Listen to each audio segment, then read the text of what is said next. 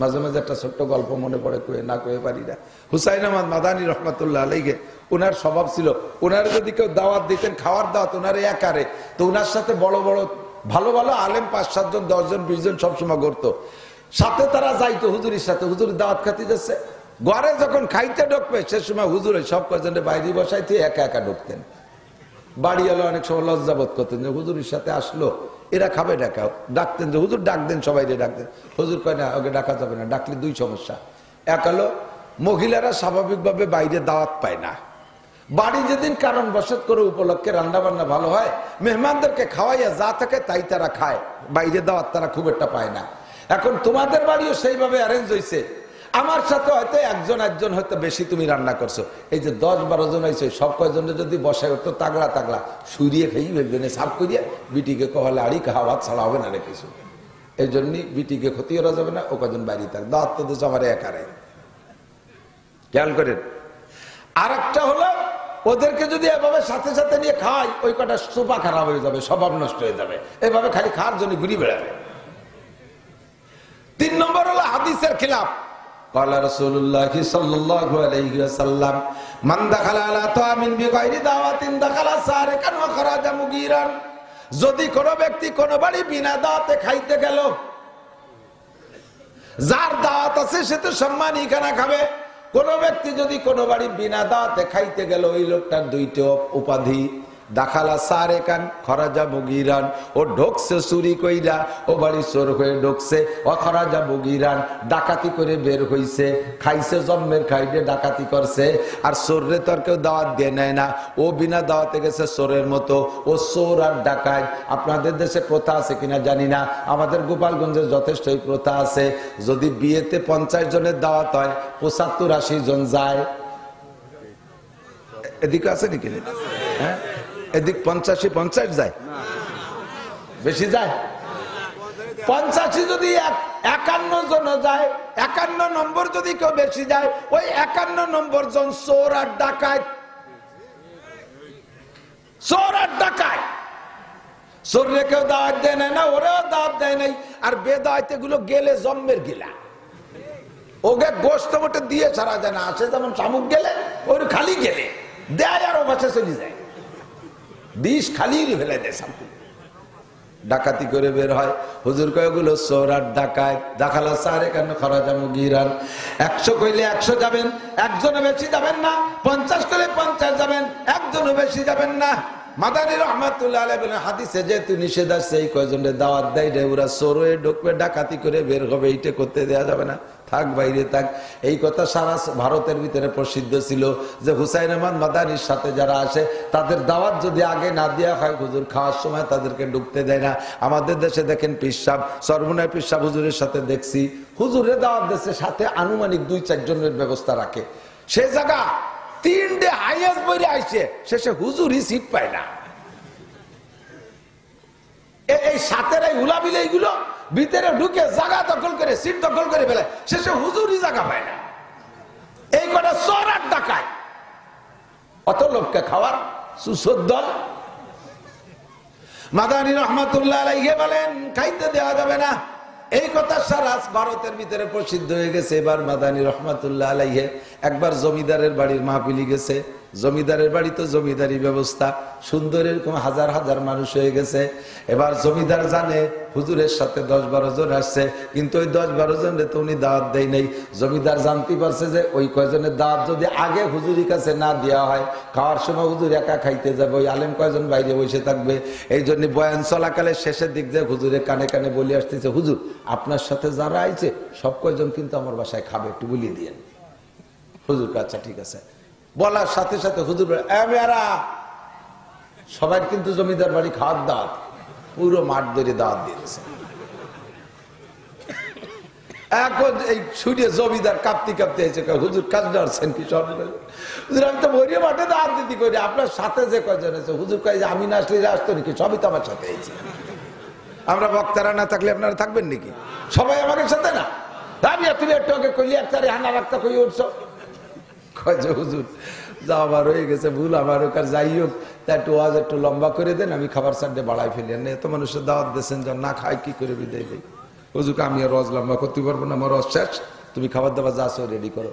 কয় হুজুর মাঠ ধরে দাওয়াত দিলেন, তাকে না খাওয়াই নিলি তো আর একটা বেশ যেতি, একটু সুযোগ দেন, আমি চাইতে খাবার বাড়াই, ডাইল একটু লম্বা রে ফেলে মানে গরম পানি ঢেলে দিয়ে, আর যা আছে কোনো মতে এক বাদ দিতে পারি নাকি। হুজুর বললেন যে না, যা আছে তাই রেডি করে। হুজুর তাহলে কি ইজ্জত বাঁচবে কি রে? কয় যে মিয়া ওই খার মানুষ হবে না। কয় যে হুজুর বলেন কি, জমিদার বাড়ির খাবারে তো সবাই বিরিয়ানি, কারা চায় বসে রয়েছে, কাচ্চি বিরিয়ানি, খাসির বিরিয়ানি। কয় যে মিয়া তুমি ওই যা আছে রেডি করো তো। তো জমিদারে রেডি করতে লাগাই দিয়ে হুজুর বললেন, এই মিয়ারা দাওয়াত পাইছো তো, খাইতে যাবা তো জমিদার বাড়ি? বলে জি হুজুর। দাওয়াত খাওয়ার জন্য একটা শর্ত আছে, এক একজনের আমার দোয়া কুনুত শুনে শুনে এই পাশে দাঁড়াও, যে কয়জন দোয়া কুনুত শুনবা ওই কয়জন খাবা। 18, 19, 20 জন দোয়া কুনুত শুনেছে, এই পাশে দাঁড়াইছে, আর সব পিঠ ফিরে হাঁটতেছে, এ আজকে খাইয়ে যা, কয় তুই দোয়া কুনুত পারি না। জমিদার খুশিতে হাসতে হাসতে আসে, হুজুরি কি সালা দিলেন? হুজুরকে এসছে চিকুন চালনা রাখান আছে, ওই দিনটা সালা দিলি 20 ডিওটেক করে আনে। সে চালন খানের নাম কি? সেটা হলো জানাজার দোয়া। শোক সংবাদ, শোক সংবাদ, লাইন দিয়ে দাঁড়ায় গেছে। আমি বহুত জানি, ইমামতিত্ব করছি অনেকদিন কাল। জানাজার নামাজে গোসল ফরজ অবস্থায় দাঁড়ায় গেছে, ফরজ গোসল যে করে আসতে হবে এই গাদা তাও জানে না। আমি এক মসজিদের খতিব ছিলাম, মেয়েটা মারা, মহল্লার মুসল্লিটা মারা গেছে, জানাজায় দাঁড়াইছি। তো এর মধ্যে কয়জন ওই পাশে বিড়ি খাইয়ে বিড়ি ফেলাই দিয়ে এসে দাঁড়াই গেছে। মুসল্লি একজন এসে কয়, হুজুর এর মধ্যে কয়টা বিড়ি খেয়ে এসে দাঁড়াইছে, ওর জানা মতো বিড়ি খালি অজু ছোটে না, তো এই অজু বানানোর ঘোষণা দেন। তা আমি দাঁড়াই বললাম যে ভাই, জানাজার নামাজ পড়তে শরীর পাক লাগবে, অজু লাগবে, পবিত্রতা লাগবে, তো বিনি অজুতে যারা জানাজায় দাঁড়াইছেন তারা অজু করে আসেন। সময় দেওয়া গেল, বললে 7-8 জন অজু বানাতে গেল, 2-3 জন বাড়ি যাই লুঙ্গি নিয়ে নদীতে চলে গেল। তার মানে কি ওকে আরো মারাত্মক বিষয় বাকি রয়ে গেছে। এ কথাটা জানে না যে জানাজা পড়তে ফরজ গোসল আদায় করা লাগে। কি মুসলমান, কি আলেম শিখছ? আল্লাহু আকবার দোয়া কুনুতের ইন্টারভিউ নিতে পারবেন না, জিন্দেগিটা ধ্বংস করে দিয়েছেন আপনি। আপনার নামাজ পড়ো, নামাজের ভিতরে ওয়াজিব তরক হচ্ছে, রেগুলার দোয়া কুনুত জানেন না। ইচ্ছাকৃত ভাবে যদি দোয়া কুনুত না পড়ে তাহলে তার নামাজ আবার দোহরায় পড়তে হবে। আর ভুল ক্রমে যদি দোয়া কুনুত ছুটে যায় সৌসিদা দিলি সারবে। এই জন্য ক্লাসিফিকেশন করে সমস্ত এলেম জানা ফরজ, এর নাম হলো ফরজে আইন। ফরজকে ফরজ হিসেবে বিশ্বাস করা ফরজ, একটু মুখস্থ করেন, এদিক দেখেন। ফরজে ফরজ হিসেবে বিশ্বাস করা ফরজ, শিক্ষা করাও ফরজ, আমল করাও ফরজ। বুঝেন নাই? ফরজে বিশ্বাস করা ফরজ, শিক্ষা করা ফরজ, আমল করা ফরজ। ওয়াজিব রে শিক্ষা করা ফরজ, বিশ্বাস করা ফরজ, আমল করা ওয়াজিব। বুঝেন নাই? ওয়াজিব রে বিশ্বাস করা ফরজ, শিক্ষা করা ফরজ, আমল করা ওয়াজিব। সুন্নাত রে বিশ্বাস করা ফরজ, শিক্ষা করাও ফরজ, আমল করা সুন্নাত। হারাম রে বিশ্বাস করা ফরজ, শিক্ষা করাও ফরজ, হারাম রে বর্জন করাও ফরজ। মাকরুহে তাহরিমি বিশ্বাস করা ফরজ, শিক্ষা করাও ফরজ, বর্জন করা ওয়াজিব। বর্জন করা মাকরুহে তাহরিমি। এই ক্লাস করে করে আলাদা করে করে যদি আপনার জানা থাকে তাহলে সবাই জায়গা ঠিক মতো আমল করতে পারবেন। নইলে ছুটে গেছে একটা করে দেবেন, আর একটা ছুটে গেছে ফরজ দিয়ে দিলেন সৌসিদা হবে। আলাদা আলাদা করে আমল করতে হলে আলাদা আলাদা করে ক্লাস করে। উদাহরণ বলি মাঝে মাঝে, এদিক তাকান। আপনারা যারা আগের থেকে যোগাযোগ করে আত্মীয় স্বজনের মধ্যে বিয়ে শাদী করছেন, তাদের বাড়ি একটা সমস্যা হয় না। মামাতো বোন বিয়ে হচ্ছেন, খালাতো বোন বিয়ে হচ্ছেন, ফুফতো বোন বিয়ে হচ্ছেন, ওই এলাকার সবাই চেনা জানা আছে, কি ডাকি হয়। কিন্তু নতুন এলাকায় রায়বার গটকারি করে আপনারা বিয়ে দিচ্ছে, সেই এলাকায় জীবনে কোনোদিন যান নাই, ওই এলাকার সবাইকে কেমন তা তো আপনার জানা নাই। তো বিয়ের দিন মাইয়ে দেখার দিন যে দেখে আসেন, বিয়ের দিন বিয়ে করে নিয়েছেন, পরে ফিরে নির্দিন আমাকে দিকে মেলা নেই, হ্যাঁ 2-3 দিন পর ফিরে যায় না, সেই দিন যাইয়ে জামাই 2-3 দিন বেড়ায়। এখন সেই সময় আত্মীয় স্বজন সকলের সাথে একটা পরিচয় পিন্ডে হয়, এগুলো হয়। এখন ওই বাড়ি যাওয়ার পরে দুলোভাই জামাই গেছে শ্বশুর বাড়ি, আর ওই বাড়ি যাইয়া ওর নিজের একটা যোগ্যতা বলে ক্লাসিফিকেশন করে নিয়েছে যে এই সাইজের গুলো আমার এই হতে পারে, এই সাইজের গুলো এই হতে পারে, এই সাইজের গুলো একেবারে দাড়ি বা বুড়ো যারা তারা দাদা শ্বশুর, আর মাঝারি আধা ফাঁকা আধা কাঁচা চাইলুনিগুলো এইগুলো চাচা শ্বশুর হবে। আর 15-16-18 বছরের ছেলেরা এরা হবে শালা। আর কায়দা মতো বুড়িগুলো হবে দাদি শাউরি নানি শাউরি, মাঝারি বয়সের গুলো চাচি শ্বশুর চাচি শাশুড়ি টাশুড়ি হবে, আর 15-16-14-13 এরা হবে সব শালি। কিন্তু ওর যে জানা নাই এই 15-16 বছরে কিছু চাচা শ্বশুর বেঁচে যায়, এরকম তাই না? আর 14, 15, 16 বছরে কিছু খালা শাউরি বুবু শাউরি থেকে যায়।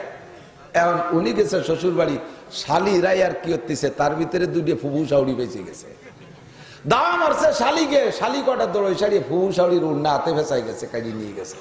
মানসি কি কবে, আরে আল্লাহ কালামুল্লাহ জামাই আসতে এক আবাল, বিশ্ববিখ্যাত দামড়া, সে ফুবু শাউরির উন্না কাটিয়ে নিয়ে গেছে। ও তো ফুবু শাউরির উন্না কাটে না, ও তো কাটছে শালির উন্না, সেটা যে ফুবু শাউরি তা তো জানে না। কাজে এই বাড়ি যে যদি বুদ্ধিমান জামাই আর ভদ্র জামাইয়ের পরিচয় দিতে আগে আপনার ক্লাস করতে হবে। শাউরিকে বলতে হবে, আম্মা মহিলাদের মধ্যে কে আমার কি হয় আমার একটু পড়াই দেন, এই কটা ফরজ, এই কটা ওয়াজিব, এই কটা সুন্নত আমার শিখাই দেন, কিটা কি হয়। শ্বশুরে বলবেন, আব্বা চলেন মহল্লায় একটা গুল্লি দিয়ে আসি, কারা আমার কি হয় একটু চিনাই দেন, যাতে সম্বোধন করতে সুবিধা হয়। আবার এর কি করতে জাগা মতো এর কি পড়ে কতক্ষণ। ওই বাড়ির যে বুদ্ধিমান জামাইয়ের পরিচয় দিতে হলে তোমাকে ক্লাস করা লাগবে, নইলে তুমি আবাল জামাই সাজবা। কিয়ামতের ময়দানে আল্লাহ পাকের কাছে পাক্কা মুসল্লি হিসেবে, অরিজিনাল বান্দা হিসেবে জান্নাতে যাইতে হলে তোমাকে এরকম পরিচয় দুনিয়া থেকে আগে একটু ক্লাস করে জানতে হবে।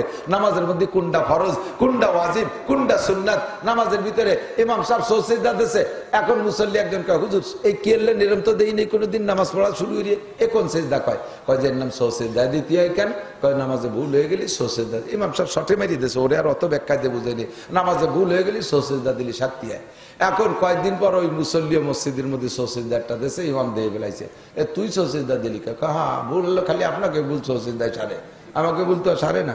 আলো সারে তো কি ভুল করছিস তা কবি না, কয় যে নামাজে দাঁড়ায় মনে হয়ে যে অজু নাই, পরে সৌসিদা দিয়ে সারিয়ে দিছি। সব ভুল কি সৌসিদায় সারে নাকি? অজু নাই এটা তো সৌসিদায় সারবে না।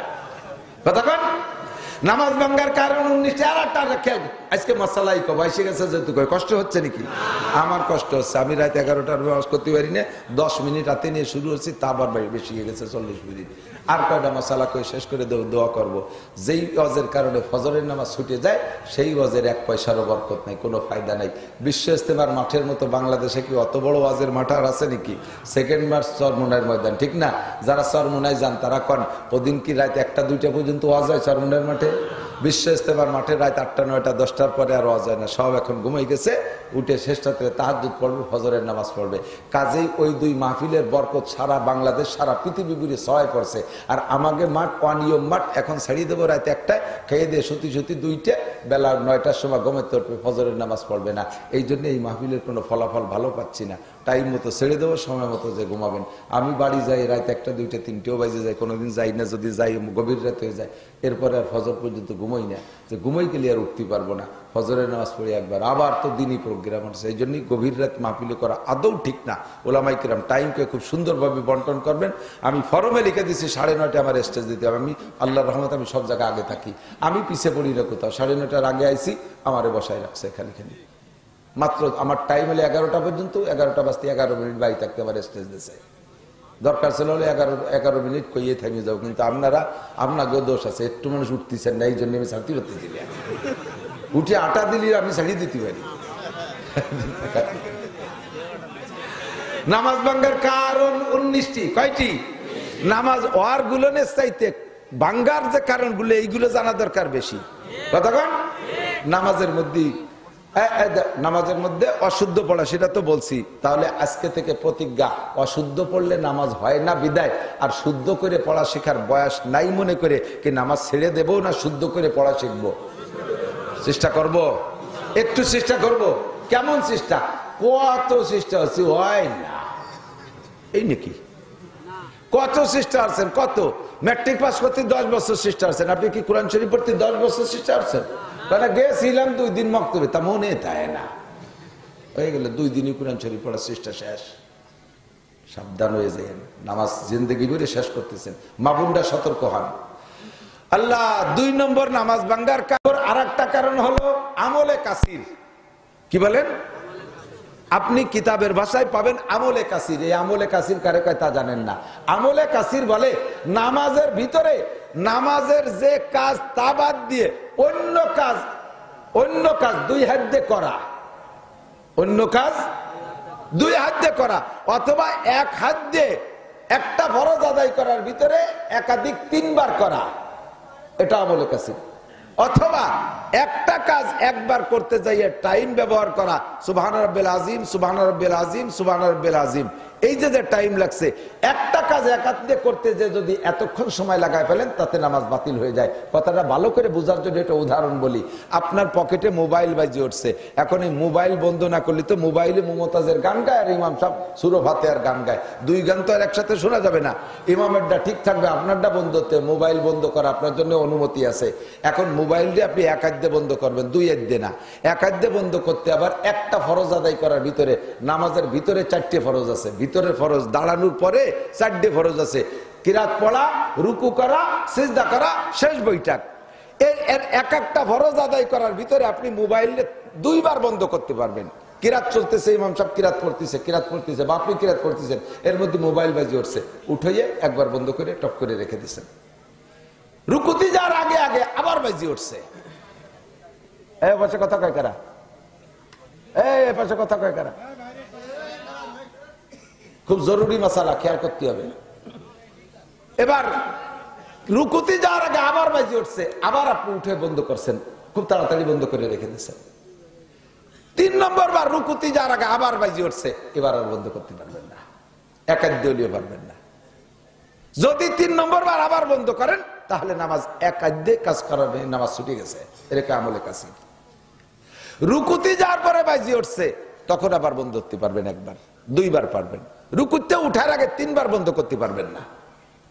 সিজদায় গেছেন, সে জায়গায় মোবাইল বাজিয়ে উঠছে, ওই এক হাত দিয়ে 2 বার বন্ধ করতে পারবেন। সিজদার ভিতরেও এক হাত দিয়ে সিজদা ধরে রাখছেন, এক হাত দিয়ে বন্ধ করছেন। নামাজের পবিত্রতা, মসজিদের পবিত্রতা রক্ষার্থে আপনাকে অনুমতি দেওয়া গেছে। কথা কি বোঝা গেছে? কিন্তু একবার বন্ধ হতে যায়, সে প্যান্টের জিন্সের প্যাকেটে পিছনে ছিল, টাই নিয়ে বাইরতি ইমাম সাহেব কিরাত শেষ করিয়া রুকুতি চলে, সে ছাতা মোটে বাইরে না, বার হয়েছে তো তার বাটন খুঁজে পাচ্ছে না, মাঝে মধ্যে করেছে দূর কি এলো, এই একবার এই শেষ হেফাদে আগা সারা, একবার বন্ধ, 3 নামাজ শেষ। কথা হাসি উড়ে দিয়ে নামাজ শেখেন, সমস্যা হয় কি হয় না? হয় না? আমি বুঝার তাকিদে, মনে রাখার সুবাদে আমি আমার ভাষায় আমি এভাবে বলি। এবার নামাজের ভিতরে কোন কাজ, ছোট্ট একটা কাজও যদি 2 হাত দিয়ে করেন অল্প সময়ের ভিতরে, তাও নামাজ বাতিল হয়ে গেছে। টুপি পড়ে গেছে, 2 হাত দিয়ে উঠাইয়া তাড়াতাড়ি দূরে বসছেন, 2 হাত দিয়ে টুপি ধরছেন, নামাজ বাতিল। টুপি পড়ে যাক, টুপি ছাড়া নামাজ হয়, কাজেই টুপিটা নিয়ে অত চিন্তা করার দরকার নেই। কিন্তু লুঙ্গি খুলে গেছে, এবার কি হয়ে যায়? লুঙ্গি আর নামাজের মধ্যে সতর খুলে ল্যাংটা হয়তো নামাজ হবে না, তাহলে তো এই জায়গায় 2 ঝামেলা হয়ে গেছে। ওদিকে লুঙ্গি এক হাত দিয়ে ভরা যায় না, 2 হাত দিয়ে ভরতে গেলে আমলে কাশি হয়ে যায়, নামাজ ছুটে যায়। আবার লুঙ্গি না ভরলেও ছুটে গেলে ল্যাংটা হয়ে যায়, তাতে হয় না। তাই হুজুর এবার কি হবে? তাহলে আপনি এসে ভরাই দিয়ে এ জায়গায় সমাধান হলো। এদিক তাকান, 4 রাকাত ওয়ালা নামাজ, 2 রাকাতের পরে, কথার কথা 2 রাকাতের পরে আপনার লুঙ্গি খুলে গেছে। এখন আপনার সমাধান তো, লুঙ্গি ল্যাংটা যদি পরেন 2 হাত দিয়ে, তাহলে শুধু হলো নামাজ ভাঙবে। আর যদি লুঙ্গি ছেড়ে দেন নামাজ ছুটে যাওয়ার ভয়তে, তাহলে তো সতর খুললি নামাজও ছুটবে, পাশাপাশি আশেপাশে যারা আছে তাকে হাসতে হাসতে তো জানবার হয়ে যাবে, পুরো মসজিদ নষ্ট হয়ে যাবে, ঠিক না? কাজেই আপনি এ জায়গায় নামাজটা ছেড়ে দেন, নামাজ ছেড়ে দিয়ে 2 হাত দিয়ে লুঙ্গি সুন্দর করে পড়ে নামাজ ছুটে গেছে টোটাল। আগে যে 2 রাকাত পড়ছেন, ও 2 রাকাত বাতিল হয়ে গেছে। এবার আবার আল্লাহু আকবারকে শুরু করে শেষে ইমামের পিছনে পাইছেন 2 রাকাত, ইমাম সালাম ফিরানোর পরে উঠে আর 2 রাকাত পড়ে নেবেন, ঠিক আছে? আপনার মোবাইল এরকম 2 রাকাতের পরে যাইয়ে ওই ঝামেলা বাঁধাইছে, মোবাইলই মোটে ছাড়তেছে না, যে ফোন দিচ্ছে সে দিয়েই যাচ্ছে। মসজিদে বুড়ো বুড়ো মুসল্লিকে তো মিজাজ খারাপ হয়ে, তাকে পকেটে মোবাইল নেই, তারা ওই সানার মধ্যে বক্সিং রেডি হচ্ছে, সালাম ফিরেতে যে মোবাইল যে হিন্দি যায় সে হিন্দি দেবো, বাংলায়ও কই ওঠে 2-1 মাঝে, এ হিন্দি দেবো হিন্দি দেবো, যা যা কোয়া যায়। এখন এই ভয়তে এখন মোবাইল তো বন্ধ করতে হবে, কিন্তু একবার এইভাবে পারলেন না, 3-4 বার বিরক্ত করতেছে, তখন নামাজে পুরো ছেড়ে দিয়ে মোবাইলটাকে বিলকুল বন্ধ করে থুইয়ে আবার শুরু করবেন। আগে যে 2 রাকাত চলে গেছে, ও 2 রাকাত বাদ, সালাম ফিরানোর পরে বাকি 2 রাকাত আবার পড়ে নেবেন, ঠিক আছে? এই মাসালাগুলো না জানা থাকার কারণে হাজার হাজার নামাজ নষ্ট করে ফেলতেছেন। এর একটা মাসালার দাম লক্ষ লক্ষ বছর রাতভর ওয়াজ করার চাইতে বেশি দামি, ঠিক কিনা? মাজলিসু ফিকিন খায়রুম মিন ইবাদাতি 60 সানা। মহিলা নামাজে দাঁড়াইছে, গরমকাল, সুন্দর করে বাঁধেছেন, দাঁড়াইছে, ফ্যান চালাই দিয়ে, ফ্যানের বাতাসে এবার উড়তি উন্না মাথাতে নামায় ফেলাইছে। ঘরের মধ্যে কেউ নাই, উনি একা একা নামাজ পড়তেছে। আপনার ঘরের ভিতরে কেউ নাই, এই বাহিরের কেউ দেখতেছে না, এতে পুরুষের চোখের পর্দা হয়েছে, কিন্তু নামাজের জন্য যে আপনার সতর ঢাকা ফরজ, এটা মাথার চুলের আঘাত থেকে পায়ের তালু পর্যন্ত ঢেকে রাখা ফরজ। আপনার মাথার চুল ঝুলাই দিয়েছেন, এই চুলের লম্বা চুলের অর্ধেক চুলের অঙ্গ, এই চুলের অর্ধেকের বেশি যদি আপনার ওড়নার বাহিরে যাইয়া 3 তসবিহ পরিমাণ টাইম খোলা থাকে, সুবহান রাব্বিল আযীম, সুবহান রাব্বিল আযীম, সুবহান রাব্বিল আযীম, এর নাম হলো 3 তসবিহ। এতটুকু টাইম যদি কাপড়ের বাহিরে চুলের অর্ধেক বেরোয় থাকে, তাহলে আপনার নামাজ বাতিল। নামাজ ছেড়ে দিয়ে আবার চুলকে সুন্দর করে গোছায় গোছায় বাঁধে ঘুমটা দিয়ে আবার নামাজ শুরু করবেন।